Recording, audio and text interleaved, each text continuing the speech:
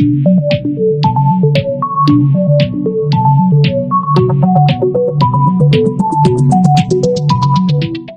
నా ఇల్లేగా, మా ఇంట్లోనే ఉన్నాను, హైదరాబాద్లో ఉన్నాను.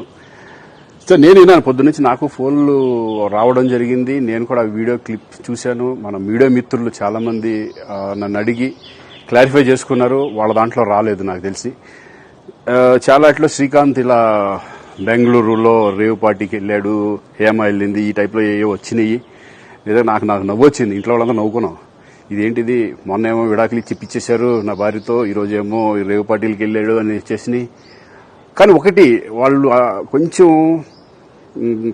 తొందరపడ్డంలో ఇది లేదనిపించింది. ఎందుకంటే వాడెవడో, అతను ఎవరో కానీ కొంచెం నాలాగా ఉన్నాడు. వాడు కొంచెం ఇలా కప్పుకుని, అది గెడ్డం ఉంది, బట్ ఇప్పుడు గెడ్డం నాకు లేదు అని, బట్ గెడ్డంతో నేను షాక్ అయ్యాను. ఇదేంటిది నాలాగా ఉన్నాడు ఏంటి అని నేనే షాక్ అయ్యాను.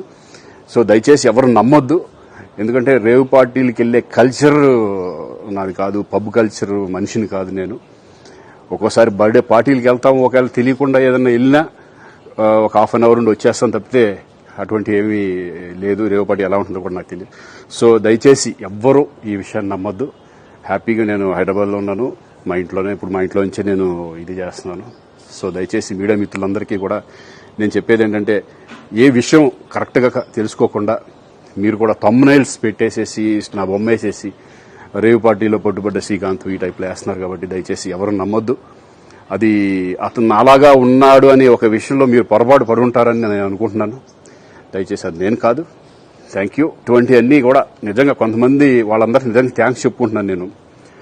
కొంతమంది మీడియా మిత్రులు నాకు డైరెక్ట్గా తెలుసు కాబట్టి, వాళ్ళ ఫ్రెండ్స్ లాగా నన్ను ఇచ్చేస్తారు కాబట్టి, వాళ్ళందరూ నన్ను డైరెక్ట్గా అడగడం, నేను చూసి ఇద్దరు నవ్వుకోవడం, వాళ్ళు వాళ్ళ దాంట్లో వేయకుండా చూశారు కొంతమంది.